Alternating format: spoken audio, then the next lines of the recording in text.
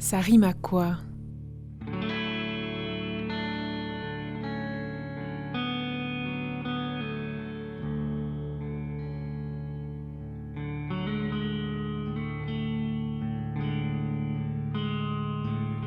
Ça rime à quoi? Spécial Marceline Desbordes-Valmore avec Marc Bertrand et Hélène Azera.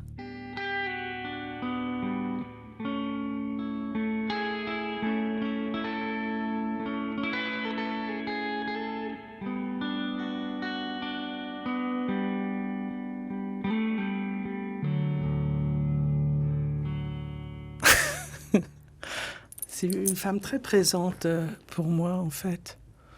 À travers ses vers, à travers la biographie magnifique de Francis Ambrière, qui est extraordinaire. Une biographie en 2 volumes, et chaque personne qu'il rencontre, il donne sa généalogie. Et puis, bon, il y a plein d'anecdotes extraordinaires. Moi, ce qui me frappe avant tout, c'est la musicalité de ses vers. Je trouve que c'est un des poètes de la langue française qui a le plus de musique. Au jardin de mon père où fleurit toute chose. C'est comme un chuintement. C'est très important, la musique dans les vers. C'est très subjectif, mais chez Marceline, c'est vraiment une évidence. Il y a ça. La deuxième chose, c'est la sincérité. Et c'est drôle, j'ai l'impression... Alors, il y a évidemment des poseuses et des coquettes, mais la poésie féminine, très souvent, atteint plus facilement à la sincérité que la poésie masculine. Je trouve que les hommes ont un peu plus tendance à prendre des pauses, à se regarder dans la glace. Et bon, Victor Hugo, la forme est totalement impeccable, toujours. La moindre chose que fait Victor Hugo, la forme est extraordinaire. Il y a un peu de déchets de temps en temps, mais c'est il parle vraiment... de Marceline Desbordes-Valmore comme de la reine du monde des sentiments. Bah oui. Et ce n'est pas péjoratif du tout dans sa bouche. C'est un bon, éloge. Je ne suis pas la seule à le dire. Baudelaire a dit qu'elle était la grande sœur des romantiques. Et c'est vrai que son recueil a été publié 1 an avant le recueil de Lamartine, qui normalement sonne l'ouverture de la poésie romantique. Une lettre de femme. Les femmes, je le sais, ne doivent pas écrire. J'écris pourtant, afin que dans mon cœur, au loin, tu puisses lire comme en partant. Je ne tracerai rien qui ne soit dans toi-même beaucoup plus beau. Mais le mot 100 fois dit, venant de ce qu'on aime, semble nouveau. Qu'il te porte au bonheur, moi, je reste à l'attendre, bien que là-bas je sens que je m'en vais pour voir et pour entendre errer tes pas. Ne te détourne point s'il passe une hirondelle par le chemin, car je crois que c'est moi qui passerai, fidèle, toucher ta main. Tu t'en vas, tout s'en va, tout se met en voyage, lumière et fleurs. Le bel été te suit, me laissant à l'orage, lourde de pleurs. Mais si l'on ne vit plus que d'espoir et d'alarme, cessant de voir, partageons pour le mieux. Moi, je retiens les larmes, garde l'espoir. Non, je ne voudrais pas, tant je te suis unie, te voir souffrir. Souhaiter la douleur à sa moitié bénie, c'est se haïr. La chose qui me frappe aussi pour Marceline, c'est que tous les romantiques, alors je ne parle pas des bousingots que j'adore, qui sont venus après, mais c'est des grands bourgeois, c'est des aristocrates. Elle, c'est une petite actrice qui vit de cachets à droite à gauche. Elle vit quasiment dans une précarité. Avant de rencontrer son mari, elle a un enfant illégitime avec... un de ces jeunes riches jeunes gens qui fréquentent les actrices, les théâtreuses. Elle fait presque partie du demi-monde. Et justement, puisque nous célébrons les 150 ans de sa mort, est-ce que nous pourrions ensemble remonter plus avant, Marc Bertrand, et est-ce que vous pourriez nous dire qui était cette cadette de 4 enfants, née d'un père qui vivait à Douai avant de devenir cabaretier pour contrer la mauvaise fortune? Qui était et où est née Marceline Desbordes-Valmore? Elle est douaisienne. Elle est née à Douai. Elle a eu une enfance absolument misérable. Elle raconte tout cela d'une manière un petit peu fictive, mais je vous dis, avec elle, on ne sait jamais ce qui est fictif et ce qui est réel, et on voit nettement la misère précédant l'expulsion. Dans le texte, il n'y a pas eu d'expulsion, mais dans la réalité, il y a eu expulsion du logis. C'était la misère, une misère noire. Son père, alors pas l'amant de sa mère, mais son père était peintre en armoirie sur les carrosses des nobles de l'époque. En 1786, 89, 90, vous voyez à peu près ce que pouvait représenter le revenu d'une pareille profession. Alors, après, enfance, je signale aussi qu'elle n'a jamais été à l'école. Elle, la plus forte raison, n'a jamais été au collège, qu'elle s'est instruite pratiquement toute seule parce que sa sœur lui a appris à lire. Il y avait une tante aussi qui s'est occupée plus ou moins d'elle. Mais ce qu'elle a fait, ce qu'elle a écrit, ce qu'elle a pensé, c'est elle et elle seule, grâce à une immense ouverture d'esprit, qu'elle a pu le réaliser. Et avant d'être la femme poète que l'on connaît aujourd'hui, elle est cette aventurière qui rêvait de théâtre aussi. Oui, alors justement, ce terme d'aventurier, il faut bien préciser. Elle a eu, soyons justes, 4 amants. Oui. Les bien-pensants disent oui, pas sérieuse, etc. C'est faux.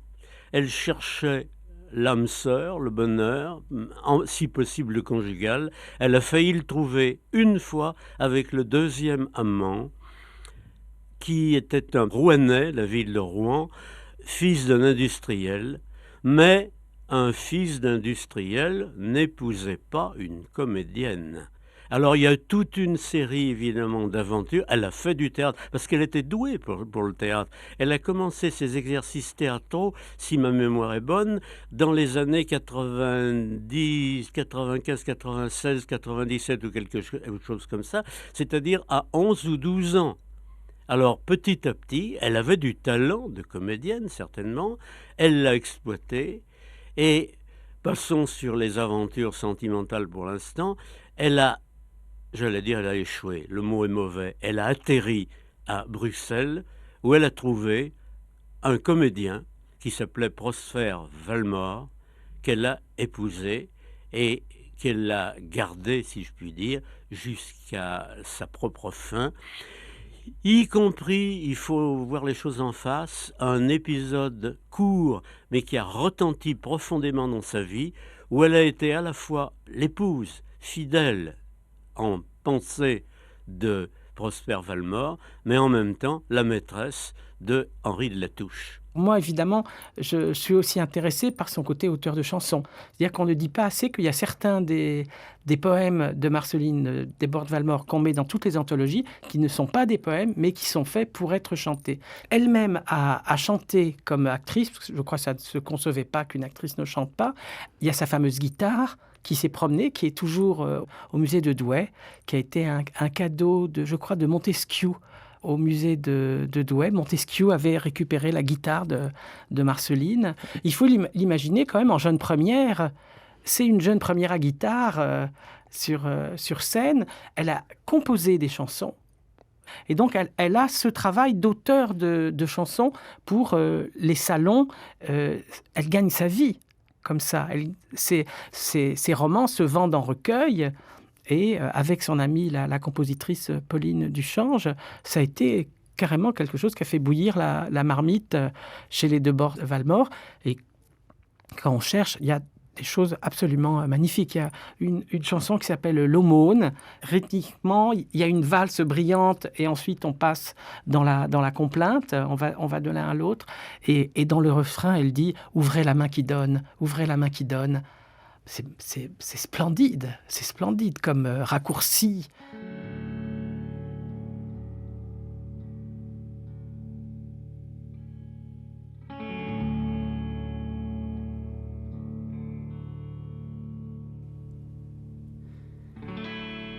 N'écris pas.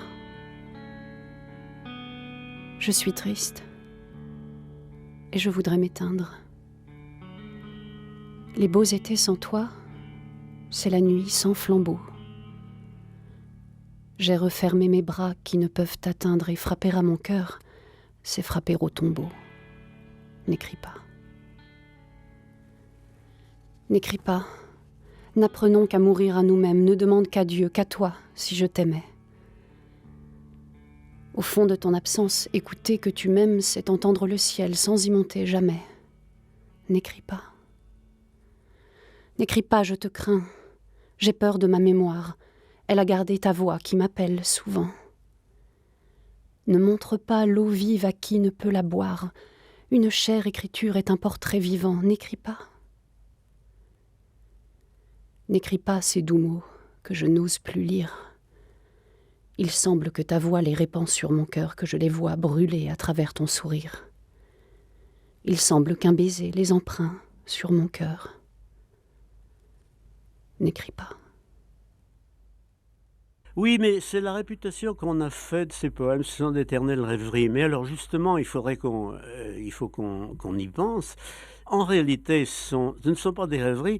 Si vous voulez, je définirais volontiers l'œuvre poétique, grossièrement, l'œuvre poétique de Desbordes-Valmore comme étant un cahier de doléances, pour reprendre une expression employée au temps de la Révolution. Cahier de doléances de la femme amoureuse déçue, bien sûr, mais aussi de la femme pauvre, mais aussi de la femme tout court, mais aussi de la femme du peuple, qui déplore, mais qui déplore d'une manière active, pas militante, mais active, les malheurs non seulement d'elle, de ses proches ou de ses moins proches, mais aussi de tous les cercles de l'humanité qui l'entourent et dont elle a connaissance.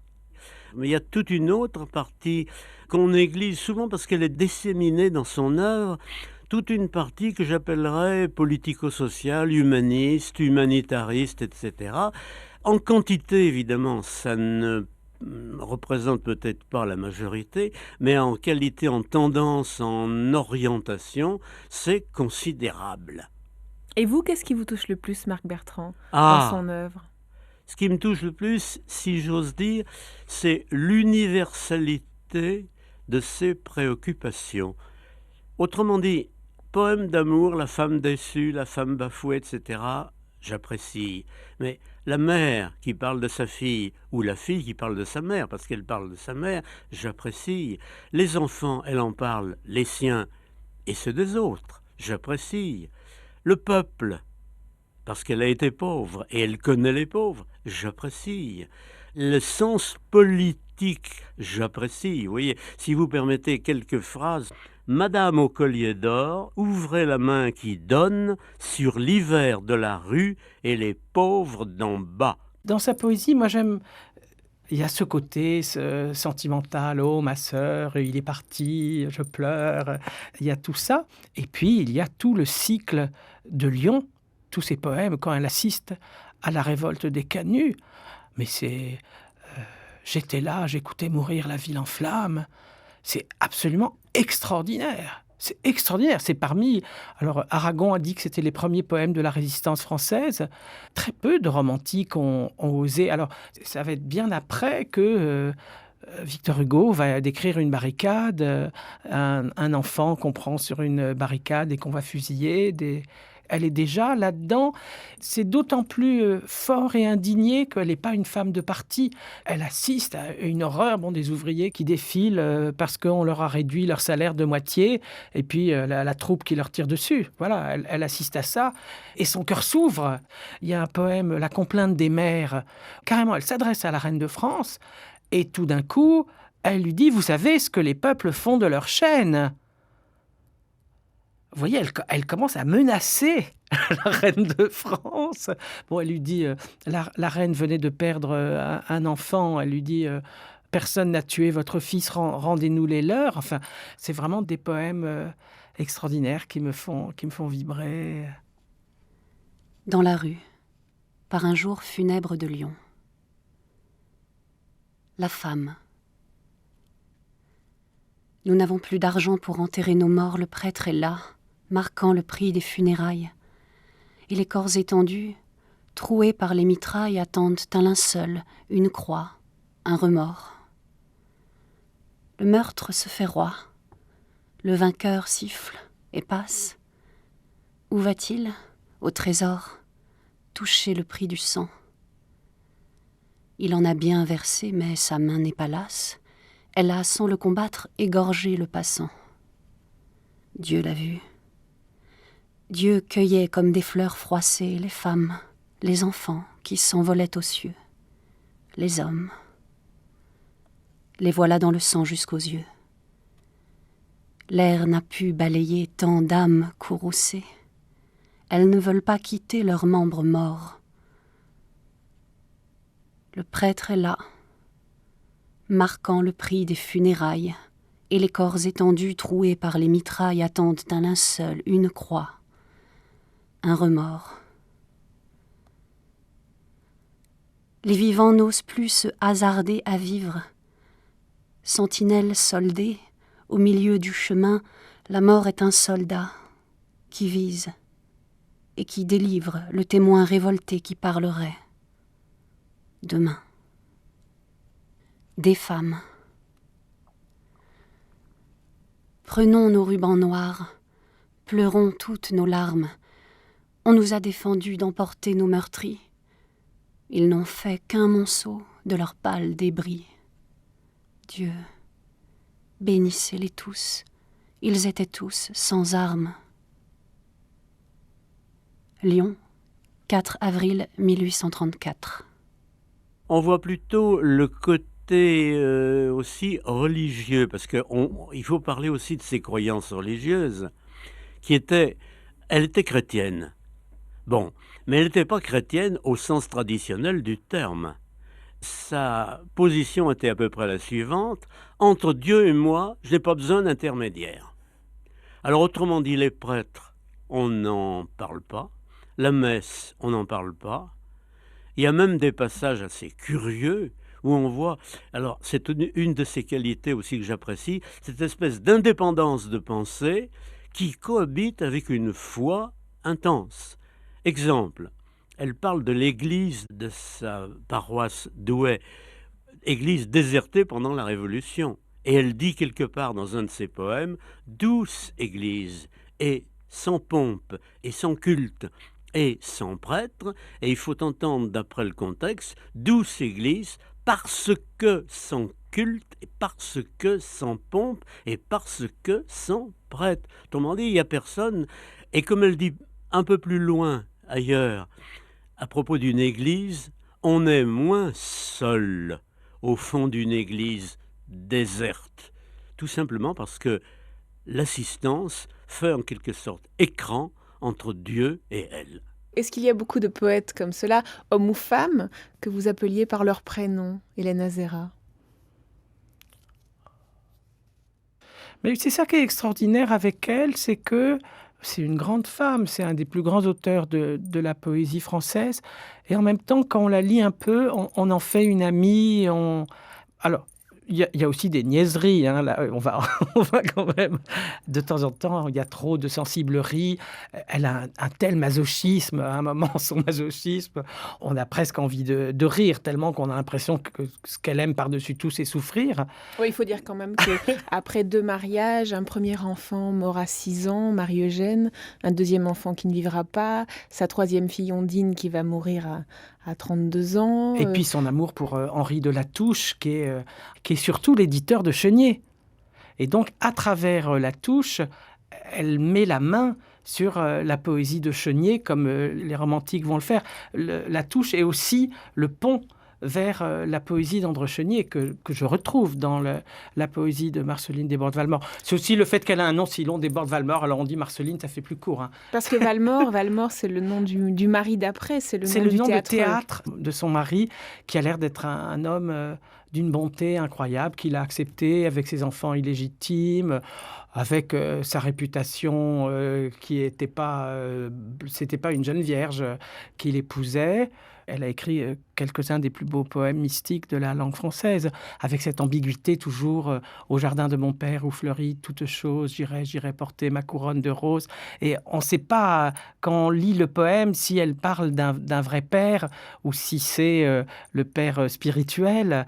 Et puis bon, à la fin, on comprend, mais c'est d'une astuce extraordinaire d'attraper le lecteur par un amour qui serait un amour paternel et puis ensuite l'étendre à l'universel. Le vrai père, c'est le peintre d'armoiries qui fabriquait des ornements pour les églises et qui est devenu cabaretier quand les affaires ont mal tourné. C'est aussi ce père de 4 enfants qui se retrouve avec une femme partie au loin pour la Guadeloupe et Marceline, 4e fille cadette, qui va suivre sa mère alors qu'elle est adolescente et qui rentrera seule en bateau, ayant laissé sa mère morte. Après avoir assisté à la révolte des esclaves, ça a été quelque chose d'effroyable, la révolte des esclaves et comment elle a été plus ou moins matée, ce qui lui a laissé une haine pour l'esclavage toute sa vie. Il y a une chose extraordinaire, c'est que ça se passait, elle avait 15 ans à peu près quand elle a fait ce voyage éclair, si on peut dire, d'un an en Guadeloupe. Et 20 ans plus tard, elle publie dans ce qu'elle appelle les Veillées des Antilles, 2 nouvelles qui sont véritablement antillaises, les 2 autres ne le sont pas du tout, mais 2 nouvelles antillaises dans lesquelles elle raconte l'histoire fictive évidemment, mais avec elle on ne sait jamais, fictive plus ou moins réelle, d'un milieu colonial et en particulier d'un milieu vu du point de vue des colonisés. Il y a même toute une page extraordinaire, fictive ou non, je n'en sais rien, où un noir raconte la manière dont il a été enlevé sur les côtes africaines.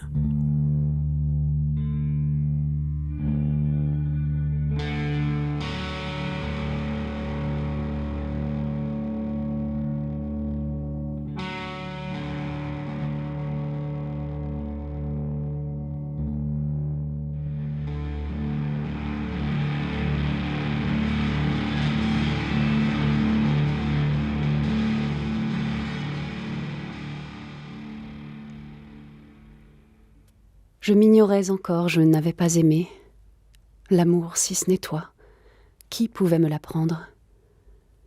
À 15 ans, j'entrevis un enfant désarmé, il me parut plus folâtre que tendre. D'un trait sans force, il effleura mon cœur.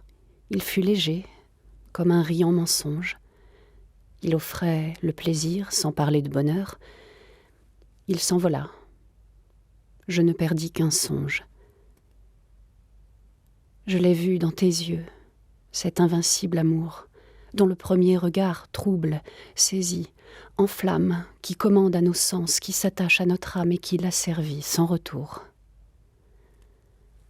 Cette félicité suprême, cet entier oubli de soi-même, ce besoin d'aimer pour aimer, et que le mot amour semble à peine exprimer, ton cœur seul le renferme, et le mien le devine. Je sens à tes transports, à ma fidélité, qu'il veut dire à la fois bonheur, éternité, et que sa puissance est divine. Et que dire, Marc Bertrand, de son style, puisque c'est par la versification que vous êtes arrivé à elle. Il y a beaucoup d'alexandrins qui restent dans nos mémoires, signé Marceline Desbordes-Valmore, et en même temps, il y a aussi ce rythme impair qui arrive bien avant Verlaine. Il y a beaucoup de choses qu'elle a innovées.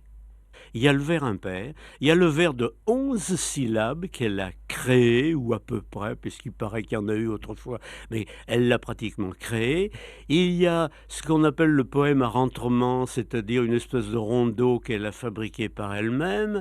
Il y a le fait que, avant elle, un poème devait se terminer par une rime masculine. Bon, elle a dit pourquoi pas une rime féminine. Et même chez Victor Hugo, qui est un traditionnaliste en matière de prosodie, il y avait alternance entre des rimes féminines et masculines. Elle s'en moque, de temps en temps, elle fait un poème tout en rime féminine, tout en rime masculine. Autrement dit, son rôle au niveau de la versification, c'est quelque chose d'essentiel, c'est, si vous voulez, le dégel de la prosodie française. Ce n'est pas une série d'innovations extraordinaires, mais c'est le fait que tout simplement, ces alexandrins traditionnels, ces vers pairs traditionnels, ces manières de rimer traditionnelles, on peut peut-être s'en affranchir et essayer quelques petites innovations. Je ne dirais pas que la porte a été ouverte sur la poésie moderne, c'est pas vrai, mais elle a été entr'ouverte, et d'autres après elle l'ont ouverte davantage. Ses contemporains, j'ai l'impression, lui ont donné des hommages polis en voyant bien que c'était quelqu'un, si j'ose dire. Mais ce sont peut-être les successeurs qui en ont parlé avec le plus de chaleur et le plus de vérité. Verlaine, bien sûr, sur le plan prosodique, poétique, etc.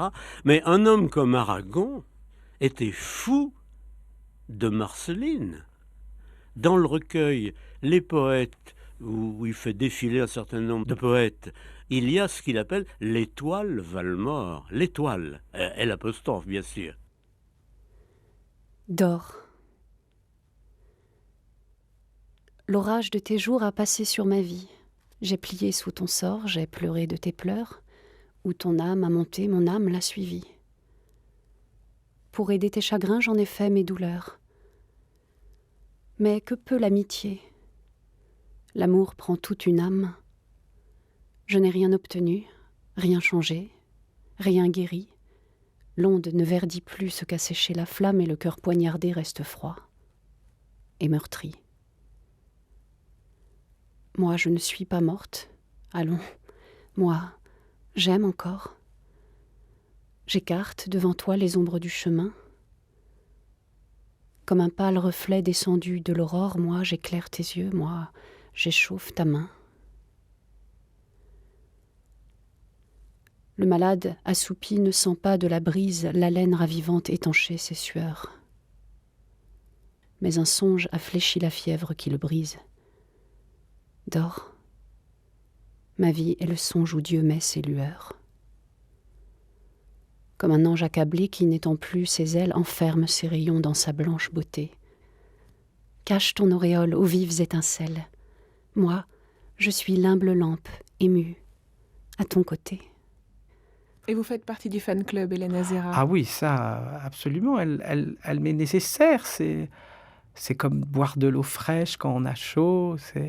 Puis cette poésie est étonnante parce que on a l'impression un petit peu qu'elle s'enivre elle-même quand elle écrit, qu'elle se met dans un état complètement second. C'est pas non plus les cris de la fée de Nerval. Ni les soupirs de la sainte. Oui, ça serait plus de l'ordre du soupir, mais on a l'impression que, en même temps qu'elle produit cette mélodie, elle s'enivre avec. Il y a quelque chose de très lancinant dans sa poésie, qui est très, très étonnant. Je l'imagine en train de chanter. Quel dommage qu'on n'ait pas sa voix. L'impossible. Qui me rendra ces jours où la vie a des ailes et vole ainsi que l'alouette aux cieux, lorsque tant de clarté passe devant ses yeux, qu'elle tombe éblouie au fond des fleurs, de celle qui parfume son nid, son âme, son sommeil, et lustre son plumage hardé par le soleil.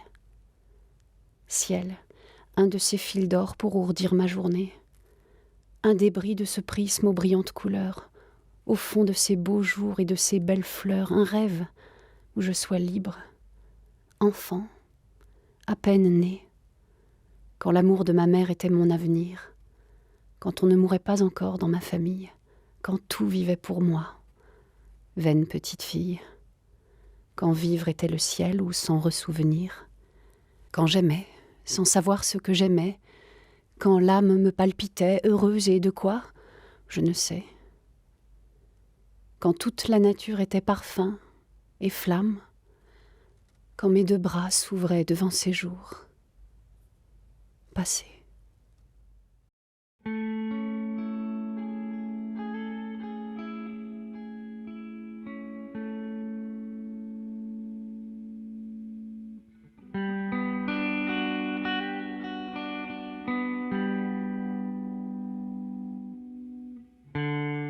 Marceline Desbordes-Valmore, l'un des plus grands poètes, je ne dirais pas du XIXe siècle français, mais de tous les temps, selon Louis Aragon, est morte le 23 juillet 1859, à l'âge de 73 ans. C'était ce soir la rockeuse Charlotte Etc. qui prêtait sa voix à ses poèmes. Merci à Hélène Azéra et Marc Bertrand, nos invités d'anniversaire.